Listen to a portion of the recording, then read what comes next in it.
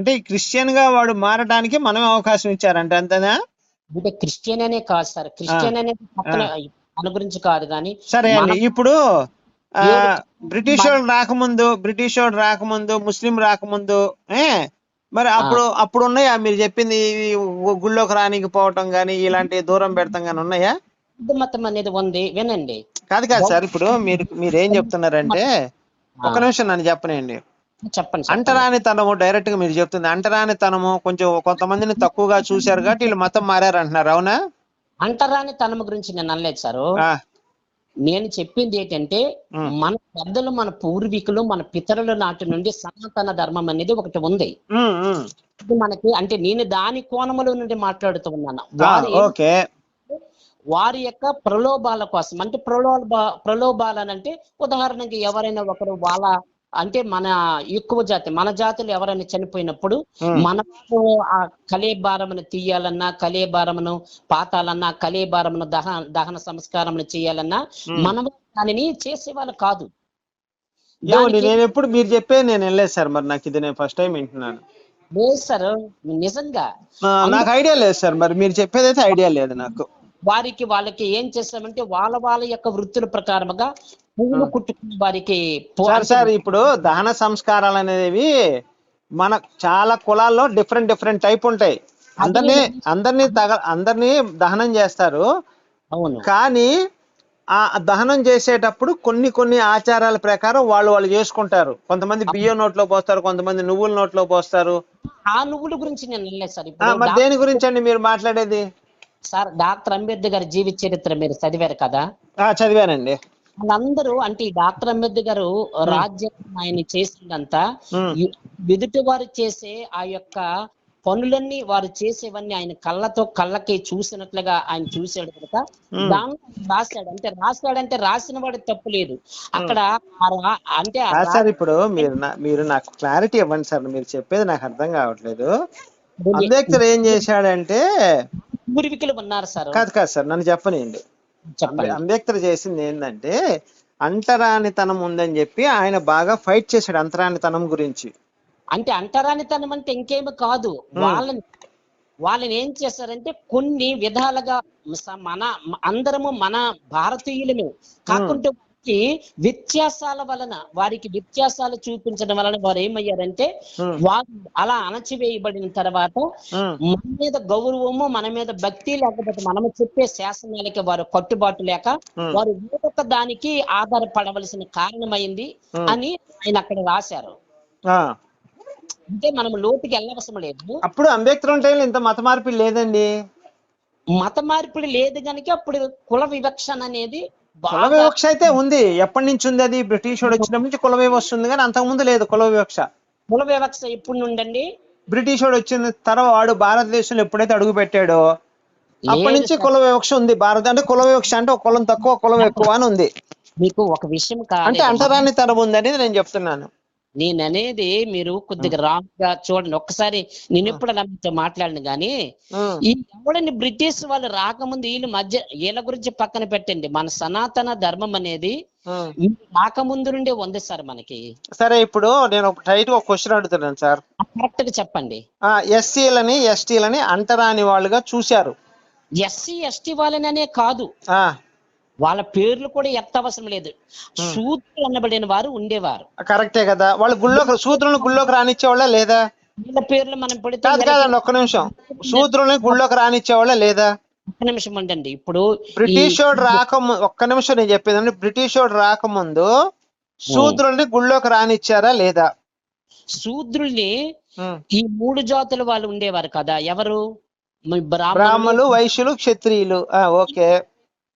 బ్రాహ్మణులు, వైశ్యులు, వైష్ణవులు. సార్ వైష్ణవులు కాదండి, మీకు సగం నాలెడ్జి ఉన్నట్టుంది. బ్రాహ్మణులు, వైశ్యులు, వైష్ణవులు కాదు. అయ్యా సార్, నేను చెప్తా ఏనండి సార్, మీకు తెలియకపోతే అడగండి, నేను చెప్తా. చెప్పండి. బ్రాహ్మణులోనే వైష్ణవులు ఉంటారు, శైవులు ఉంటారు. అది డిఫరెంట్. బ్రాహ్మణులు అంటే అందరూ వచ్చేస్తారు తర్వాత. దాన్ని విడిచిపెట్టండి. ఇప్పుడు వాళ్ళలో 2 భాగాలు అయినారు కానీ మీరు ముఖ్యంగా 4 జాతులే ఉన్నారు. ఒక నిమిషం చూడండి. ఏంటది? ఎవరంటే బ్రహ్మ ముఖము నుండి వచ్చిన వారు బ్రాహ్మణులు.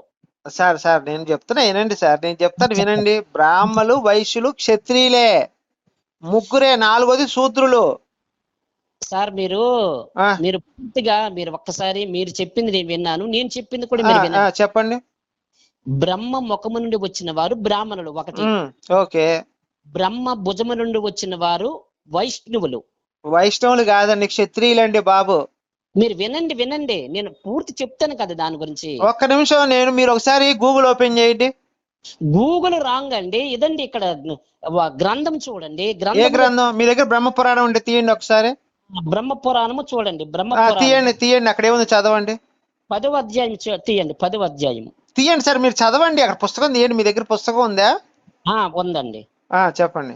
10వ అధ్యాయము 101 ఉమ్, 101వ పద్యము, అంటే 101 నుండి ఆ, 114 పద్యాలలో చదవండి. 194వ పేజీలో ఉందండి. చదవండి సార్, ఏముంది అక్కడ? నంబరు. సంస్కృత శ్లోకం చదవండి, ఏముందో. సంస్కృతి శ్లోకం కాదండి, దానికి ఒక కింద తాత్పర్యం ఉంది కదా. తాత్పర్యం కాదండి, ఫస్ట్ శ్లోకం చదవండి. తాత్పర్యం అసలు తాత్పర్యం చదవండి, అక్కడ ఏం రాసిందో. తాత్పర్యం చదువుకుందామండి మీరు. సరే చదవండి, తాత్పర్యం చదవండి. చూడండి. ఆ, బ్రహ్మ సృష్టి ఏమనగా ఈ విధంగా ఆయన సృష్టించను. ఉమ్, బ్రహ్మ ముఖము నుండి బ్రాహ్మణులను, ఉమ్. బ్రహ్మ భుజముల నుండి వైష్ణవులను. వైష్ణవులా? వినండి, వైష్ణవులను, ఆ, బ్రహ్మ తొడల నుండి వైశ్యులను. చూడాలండి వైశ్యులు. సార్ వినండి, ఇక్కడ ఏమని వ్రాయబడినదో. ఆ, ఆ బ్రహ్మ ముఖము నుండి బ్రాహ్మణులను, ఉమ్. బ్రహ్మ భుజముల నుండి వైశ్యులను. వైశ్యులు సార్, వైశ్యులు అంటే వ్యాపారం చేసుకునే వాళ్ళండి, వైష్ణవులు కాదండి. వైశ్యులు అంటే వ్యాపారం చేసుకునే కోమట్లు అని అర్థం. సార్ వినండి, నేను చెప్పింది అదే వినండి మీరు. చెప్పండి. మీరు వైష్ణవులు అంటున్నారు, వైష్ణవులు వేరు మళ్ళీ. బ్రహ్మ ముఖము నుండి వచ్చిన వారు ఒకటి బ్రాహ్మణులండి.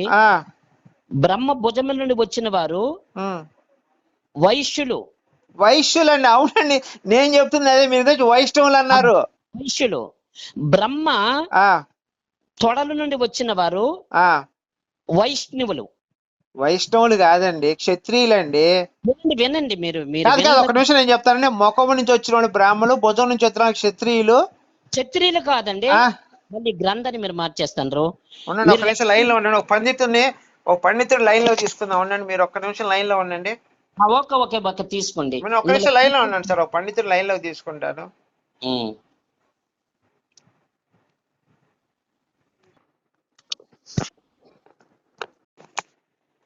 ఆయన ఫోన్ ఎత్తలేదు, చెప్పండి. సార్ మీరు వినండి.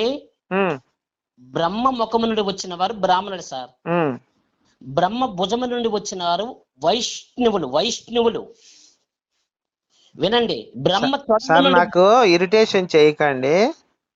నేనుంటే ఎదురుగా తుపాకీ తీసుకొని కాలుస్తాను. మీరు వైష్ణవులు అనకండి, వైశ్యులు అనండి. హలో, వైష్ణవులు వేరు, వైశ్యులు వేరు. మీకు అర్థం అవ్వలేదు, మీరు ఒకసారి వింటే కదా. పోనీ వైష్ణవులు అంటున్నారు, వైష్ణవులు కాదండి, వైశ్యులు. వైశ్యులు వాళ్ళు ఎవరంటే బ్రహ్మ తొడల నుండి వచ్చిన వారు సార్.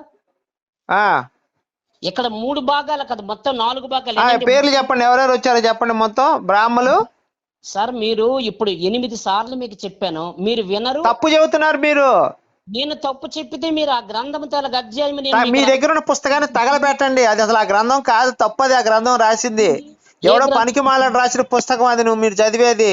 సార్ మన పండితులు రాసిన తగలబెట్టండి సార్, అది పనికి మాలిన పుస్తకం. వైష్ణవులు అనే పదం లేనే లేదు అసలు. బ్రహ్మ పురాణంలో వైష్ణవులు అనే పదం ఉంటే ఆ పుస్తకాన్ని మీరు తగలబెట్టండి. అది మనకు సంబంధించిన పుస్తకం కాదు.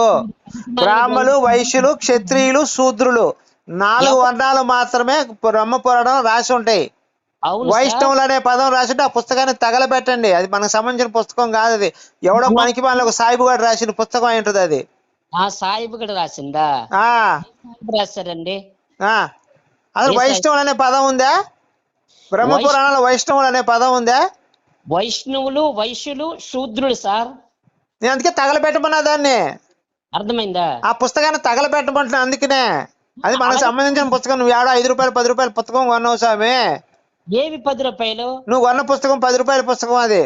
1570 తగలబెట్టు, అది పనికి మాలిన పుస్తకం, అది నువ్వు చదివే అసలు ఆ పుస్తకం మనకి హిందూ గ్రంథాలకు ఆ పుస్తకానికి సంబంధం లేదు. ఎవడో సాయిబు గారు రాసి ఉంటాడు, లేదా ఇంకొకడు తురకోడు రాసి, లేదా ఎవడో వీడు రాసి ఉంటాడు, క్రిస్టియన్ రాసి పాస్టర్ రాసిన పుస్తకం అది.